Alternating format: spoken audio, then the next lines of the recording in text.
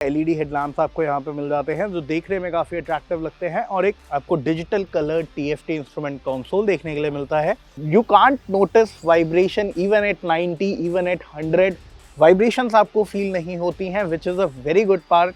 Office के बाद भी जब आप इसे लेके निकल रहे हैं टू योर होम, वहाँ पे आपको एक्साइटमेंट ज़रूर होती है because it's quick enough to go up till 100 kilometre per hour. तो काफ़ी नीट डिज़ाइन लैंग्वेज मिलता है, स्पोर्टी अपील को मेंटेन करता है जैसे आपको 125 में मिलती है एक sportiness.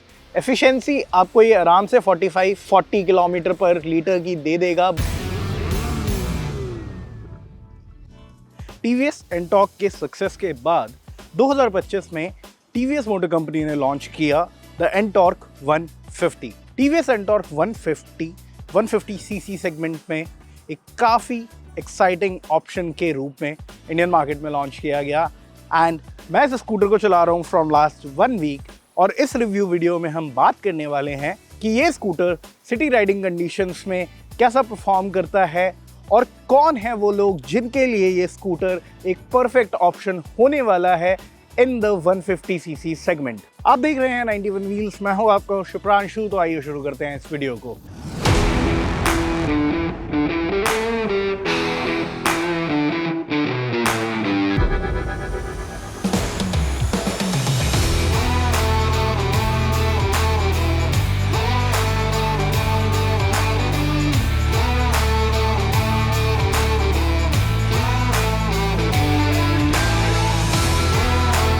Let's start with the design. Similar to the Ntorq 125, 150 में भी आपको वही एक स्पोर्टी डिज़ाइन लैंग्वेज देखने के लिए मिलती है, but with lot of different elements. सबसे पहले अगर हम फ्रंट प्रोफाइल की बात करें, आपको एक शार्प नोज़ मिल जाता है, जो एप्रन एरिया है वो काफ़ी शार्प है। आपको यहाँ पे क्वाड प्रोजेक्टर हेडलैम्प सेटअप मिलता है, एलईडी हेडलैम्प्स आपको यहाँ पे मिल जाते हैं जो देखने में काफ़ी अट्रैक्टिव लगते हैं और एक शार्प अपील के साथ आता है। जब आप लोअर पार्ट में देखेंगे, यहाँ पे आपको एलईडी डीआरएल्स मिल जाते हैं जो अगेन दैट शार्प लुक को मेंटेन करते हैं और इस डीआरएल में आपको इंटीग्रेटेड मिलते हैं टर्न सिग्नल्स भी। तो आपके टर्न सिग्नल्स इसमें आपको इंटीग्रेटेड मिल जाते हैं और जब आप इसे बंद करते हैं तो फुल डीआरएल लिटअप हो जाता है। आपको यहाँ पे एक स्मॉल विंगलेट देखने के लिए मिलता है to enhance the aerodynamic appeal of the scooter. Profile आप अगर नीचे देखेंगे तो आपको telescopic forks and different colour के अलॉय व्हील्स मिल जाते हैं। दिस पर्टिकुलर वर्जन, इसमें आपको ऑलमोस्ट नियॉन लुक में अलॉय व्हील्स मिलते हैं। हाँ, यहाँ पे टायर साइज़ जो है वो 12 इंच है, 14 इंच टायर्स यहाँ पे नहीं है। अगर हम बात करें सेगमेंट के अदर स्कूटर्स की, फॉर एग्जांपल द जूम 160 या फिर एरोक्स, वहाँ आपको बड़े टायर्स मिलते हैं 14 इंच, बट टीवीएस यहाँ अभी भी 12 इंच टायर्स के साथ आया है। एंड टायर साइज़ की अगर बात करें तो आपको आगे मिलता है 100/80 सेक्शन का 12 इंच का टायर। इट लुक्स नाइस, जो डिज़ाइन है वो अच्छा लगता है देखने में। डिस्क ब्रेक आके मिल जाता है आपको। साइड प्रोफाइल की अगर हम बात करते हैं तो साइड प्रोफाइल में भी आपको लाइंस देखने के लिए मिल जाती हैं, थोड़ी शार्प लाइंस देखने के लिए मिल जाती हैं। एक long seat with contrast red stitching आपको मिलती है। एंटॉर्क की बैजिंग आपको यहाँ पे मिलती है, ये कोई स्टिकर नहीं है, यहाँ पे आपको एक प्रॉपर बैज मिलता है ऑफ एंटॉर्क। कंट्रास्ट कलर में दिया गया है ये बैज भी। इसके अलावा आपको यहाँ पे मल्टीपल कलर्स मिल जाएंगे। फॉर एग्जांपल, जैसे ये बॉडी कलर थोड़ा ब्लूइश शेड में है, then you get the contrasting neon treatment and this black treatment over here, that looks nice. यहाँ पे आपको फुटरेस्ट मिलता है पिलियन के लिए। This footrest is part of accessory, ये फैक्ट्री फिटेड नहीं आता है, ये एज एन एसेसरी आपको डीलरशिप से लगवाना पड़ता है। So overall side profile looks neat and maintains that sporty appeal of the scooter. पीछे जब आप आते हैं तो यहाँ पे आपको स्प्लिट पिलियन ग्रैब रेल देखने के लिए मिल जाती है एंड पीछे ही आपको मिलता है आपका fuel lid. Rear profile split tail lamp आपको मिल जाता है। डिज़ाइन थोड़ा सा सिमिलर लगेगा आपको 125 की तरह, बट वो थोड़ी सिमिलैरिटी ही है। ओवरऑल जो डिज़ाइन है वो अलग है। यहाँ पे आपको टर्न इंडिकेटर्स मिल जाते हैं, एलईडी टर्न इंडिकेटर्स। एग्जॉस्ट आपको यहाँ पे मिलता है। तो काफ़ी नीट डिज़ाइन लैंग्वेज मिलता है, स्पोर्टी अपील को मेंटेन करता है। जैसे आपको 125 में मिलती है एक स्पोर्टीनेस, वो आपको 150 में थोड़ी और एनहांस्ड मिलती है। And the overall profile of the scooter looks nice. चाहे आप इसे फ्रंट से देखिए, साइड से देखिए या फिर आप इसे रियर से देखिए। Now if we talk about the features of the Ntorq 150, it comes with all LED lighting. आपको digital colour TFT instrument console देखने के लिए मिलता है, जो आपको टीवीएस की बड़ी बाइक्स जैसे कि RTR 310 और RR 310 इनमें भी देखने के लिए मिलता है। कुछ सिमिलर इंस्ट्रूमेंट कंसोल आपको देखने के लिए मिलेगा डिजिटल। जो हैंडल बार के स्विचेस हैं वो भी आपको सिमिलर मिलेंगे, उनकी तरह ही। You get 4 buttons to control the instrument console, the hazard lamp switch, और इसके अलावा आपको यहाँ पे ट्रैक्शन कंट्रोल, आपको यहाँ पे single channel ABS, adjustable brake levers आपको मिल जाते हैं। आपको यहाँ पे एक पार्किंग ब्रेक का ऑप्शन भी मिल जाता है, तो आप इसे लॉक कर सकते हैं ब्रेक को। और इसके साथ ही साथ आपको एक USB टाइप A पोर्ट मिलता है जो अंडर द सीट प्लेस किया हुआ है। एक मल्टी फंक्शन की होल मिल जाता है। ऑल LED लाइटिंग तो आपको मिलती ही है। फ्रंट में डिस्क मिलता है आपको, पीछे आपको ड्रम ब्रेक मिलती है, सिंगल चैनल ABS जैसे मैंने पहले बताया वो आपको यहाँ पे मिल जाता है। 2 राइड मोड्स मिलते हैं आपको, street and race. Race mode में जो डिस्प्ले है उसका कलर चेंज होता आता है। आपको यहाँ पे लैप टाइमर मिल जाता है एंड आपको यहाँ पे रेस मोड का स्पेसिफिक ट्रिप मीटर भी मिल जाता है। इफ आई शो यू, तो आपको जो इंस्ट्रूमेंट कंसोल है वो स्ट्रीट मोड पे कुछ ऐसा देखने के लिए मिलेगा। वाइट कलर में आपको यहाँ पे riding distance, riding time, average speed, odometer reading मिल जाएगी। And to switch the mode आपको जस्ट एक ये बटन को प्रेस करना है and this will go into race mode, then you get the lap distance and lap timer. However, यहाँ पे जो एक चीज़ मिसिंग है, आपको यहाँ पे कोई भी इंस्टेनियस फ्यूल इकोनॉमी या फिर आपको एवरेज फ्यूल इकोनॉमी नहीं दिखेगी इस स्क्रीन पे, और ना ही आपको इंडिविजुअल ट्रिप मीटर यहाँ दिखेगा। आपको ओडोमीटर दिखेगा बट यहाँ ट्रिप मीटर नहीं दिखेगा। आपको ट्रिप मीटर देखने के लिए सेटिंग्स में जाना पड़ेगा, ट्रिप डिटेल में जाना पड़ेगा, then you can see trip A and trip B, और वहीं पे आपको इसकी एवरेज स्पीड या फिर ट्रिप डिस्टेंस दिखेगा। बट वहाँ भी आपको इंस्टेनियस या एवरेज फ्यूल इकोनॉमी नहीं मिलेगी। और उसका डिस्प्ले यहाँ पे अगर होता तो वो शायद राइडर्स के लिए और बेटर हो जाता, to get a knowledge of कि कैसा परफॉर्म कर रहा है उनका scooter in terms of fuel economy. अब अगर हम नंबर्स की बात करें तो एंटॉर्क 150 में आपको वेट मिलता है 155 kgs का। और अगर हम बात करें अंडर सीट स्टोरेज एरिया की, तो यहाँ आपको एक 22 लीटर का अंडर सीट स्टोरेज एरिया मिलता है, जहाँ आप एक हाफ फेस हेलमेट तो ईजिली स्टोर कर सकते हैं along with your cleaning cloth and your documents. But इसके अलावा यहाँ पे एक बड़ा हेलमेट फिक्स करना थोड़ा सा डिफ़िकल्ट हो सकता है, और यहीं पे ब्रांड ने एक टाइप A चार्जिंग पोर्ट भी दिया है जो यहाँ पे प्लेस किया गया है। सो ये आपको चार्जिंग पोर्ट थोड़ी कन्वीनियंस ज़रूर ऐड करता है on the go.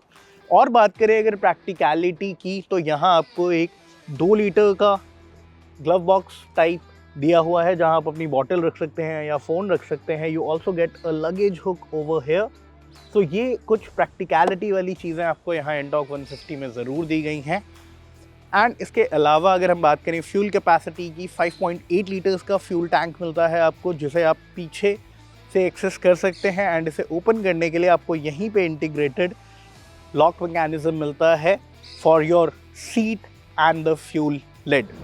Comfort and ergonomics की अगर बात करें तो 770 मिलीमीटर्स की सीट हाइट आपको मिल जाती है। So even for tall adults या फिर short riders, you can easily set on the scooter. And आपको यहाँ पे कभी भी क्रैम्प्ड नहीं लगता है। मेरे लेग्स यहाँ पे प्रॉपर आ रहे हैं, मेरे को स्पेस मिल रहा है। I can still keep a small backpack over here. And seat कभी भी क्रैम नहीं लगेगी आपको। इवन विद 2 एडल्ट्स आपको यहाँ पे कोई भी दिक्कत नहीं होने वाली है। So seat is pretty comfortable and जो स्टिफनेस है, कुशनिंग है, वो भी अच्छी है। ये ज़्यादा सॉफ्टर साइड पे नहीं है और इतनी ज़्यादा हार्ड भी नहीं है। So even in daily bumper to bumper traffic और crammed cities, you can ride it all day long, वहाँ आपको दिक्कत नहीं होने वाली है। कंफर्ट आपको यहाँ पे टॉप नॉच मिलने वाला है। एंड वन बेनिफिट जो यहाँ पे नेकेड हैंडल बार है, इसकी वजह से आपकी मनूवरेबिलिटी काफ़ी ज़्यादा हद तक ईजी हो जाती है। आप इसे ईजिली ट्रैफिक में मनूवर कर सकते हैं, आप इसे ईजिली ट्रैफिक के बीच में से निकाल सकते हैं। अगर आप बम्पर टू बम्पर ट्रैफिक में हैं, आपको स्पेस मिलता है, आप इजीली इसे मनूवर कर सकते हैं। तो ये नेकेड हैंडल बार काफ़ी एक इजी ऑप्शन बन जाता है आपके लिए, स्पेशली अगर आप एक ऑफिस आवर में राइड कर रहे हैं। मैंने इसे ऑफिस आवर्स में काफ़ी राइड किया and this scooter impressed me every time. चाहे वो हैंडलिंग हो, चाहे वो कंफर्ट हो, चाहे वो राइड क्वालिटी हो। राइड क्वालिटी की अगर बात करें तो काफ़ी न्यूट्रली टीवीएस ने सस्पेंशन सेटअप को ट्यून किया है। आपको ये बहुत ज़्यादा स्टिफ नहीं लगेगा। स्टिफनेस ज़रूर है, आपको एक स्टेबिलिटी ऑफर करने के लिए, आपको एक better ride and handling offer करने के लिए जो 12 इंच के टायर्स हैं वो अच्छा परफॉर्म करते हैं। आपको कुशनिंग सीट की अच्छी मिलती है, तो most of the pot holes ये आराम से अब्जॉर्ब करता है। हाँ, अगर आप काफ़ी ज़्यादा हाई स्पीड पे किसी पॉट होल को ले रहे हैं तो वो आपको एक जर्क ज़रूर देगा, बट इतना ज़्यादा सॉफ्ट सस्पेंशन नहीं है कि आपको एक बाउंसी राइड मिले, एक बम्पी राइड मिले। एंड ओवरऑल जो राइड और हैंडलिंग का एक्सपीरियंस आपको मिलने वाला है उससे आप हमेशा खुश रहने वाले हैं if you are going to purchase the Ntorq 150। Now the main part, perform कैसा करता है TVS Ntorq 150 specially in city riding conditions.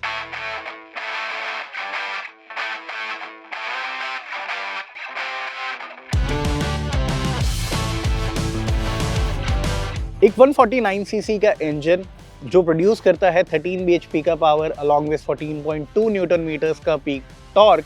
इसमें आपको एक आईगो असिस्ट फंक्शन मिलता है जिसकी वजह से 0.7 न्यूटन मीटर्स का टॉर्क और मिल जाता है आपको रेस मोड में स्पेशली। एंड ये स्कूटर आपका जो मंडे मॉर्निंग रन होता है टू योर ऑफिस उसे ज़रूर एक्साइटिंग बना देता है। Performance it offers is exceptional. आपको लो एंड में ही सफिशिएंट पावर मिल जाती है। 0 to 60 काफ़ी ज़्यादा क्विक है, even 0 to 80। And this is one of the most refined TVS scooter जो मैंने चलाया है पिछले कुछ सालों में। You can't notice vibration even at 90, even at 100 vibrations आपको फील नहीं होती हैं, which is a very good part.